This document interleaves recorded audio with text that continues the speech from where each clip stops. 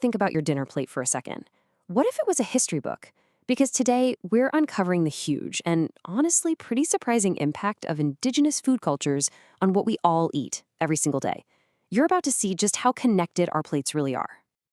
So, really think about it. What did you eat today? Maybe you had some French fries, a slice of pizza, or maybe some coffee with a little bit of chocolate on the side? Sounds totally normal, right? Well, the story behind those foods is anything but. Because the story behind your plate, behind those super common foods, is actually a global epic. We're talking thousands of years, multiple continents, and it's all rooted in cultures that cultivated these amazing things long, long before they were discovered. Which brings us to our first section, our global plate. We're going to start peeling back the layers on some of the foods we know best. So here's the fascinating twist. So many dishes we think of as iconic to one country, Italian tomatoes, Irish potatoes, Thai chilies, they're actually built on key ingredients that came from somewhere else entirely, all thanks to the stewardship of indigenous peoples. To really get this, we have to go back to the source. We've got to look at the original food cultures themselves. We're talking about something called indigenous foodways. And listen, this is not just about recipes. It's a much, much deeper idea. It's a whole system where food, culture, and nature are completely woven together. It's basically a worldview you can taste. These foodways are built on a few core pillars. They're inseparable from the specific land we come from. They're built on knowledge passed down from generation to generation. They also celebrate biodiversity, lots of different plants, not just one single crop. And maybe most importantly, food carries deep spiritual and cultural meaning. It's so much more than just fuel. Okay, so let's actually trace a few of these incredible journeys. We're going to follow the path of some foods we all know as they traveled all over the globe. Let's start with a classic, the tomato. It's the absolute heart of Italian food, right? Well, guess what? For thousands of years, there were no tomatoes in Italy at all. They were first cultivated by the Aztec and Inca peoples in Mesoamerica and the Andes, long before they ever showed up in Europe. Or how about the humble potato? Its journey began almost 10,000 years ago, high up in the Andes of Peru. It took millennia before Spanish explorers brought it over to Europe, where it eventually became this huge staple that fueled entire populations and, led to things like French fries and shepherd's pie. Just think about that, from a regional treasure to the fourth largest food crop on the planet. And the story of corn is, well, it's even more dramatic. It started as this wild grass called teosinte, which had just a few little hard kernels. The juicy, sweet corn on the cob we know today, that did not just happen by accident. No way.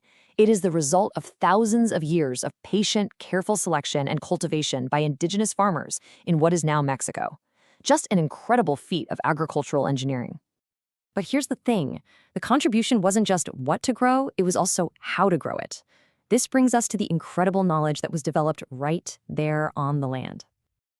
Okay, take the Three Sisters planting method. It's a genius system developed by various indigenous nations across North America. It's this perfect symbiotic partnership. The corn provides a natural pull for the beans to climb. The beans pull nitrogen out of the air and fertilize the soil for all three plants. And the big, broad leaves of the squash create this living mulch, keeping the soil moist and keeping weeds out. What's so amazing to understand is that this isn't just some clever gardening trick. We have all these fancy, modern terms for it now, like agroforestry or regenerative agriculture. But these are principles that have been practiced for centuries. It's a model of sustainability that works with nature, not against it. So why does all this history matter so much right now? Well, that's where we get to our food's future. Look at this number, 7,000. That's roughly how many different plant species have been cultivated for food throughout all of human history. That's a huge, diverse library of flavors, nutrients, and resilient crops. But if you fast forward to today, the picture is very, very different. A staggering percentage of our global food supply comes from just a tiny handful of crops, mostly wheat, rice, and maize. We've gone from that incredible library of 7,000 to a system that is dangerously dependent on just a few species. We've lost so much biodiversity in the process. And that is exactly why this matters. Protecting and revitalizing indigenous foodways isn't just about preserving history. It is a critical strategy for our future, for building a more resilient food system, for ensuring cultural survival, and honestly, for promoting the health of our entire planet. I want to leave you with this really powerful thought. Food isn't just sustenance. It's a story, it's a history lesson, it's a cultural artifact. It is a direct link to the earth and to every generation that came before us. So the next time you sit down to eat, I really encourage you to ask yourself, what story is my food telling? Take a closer look at your plate.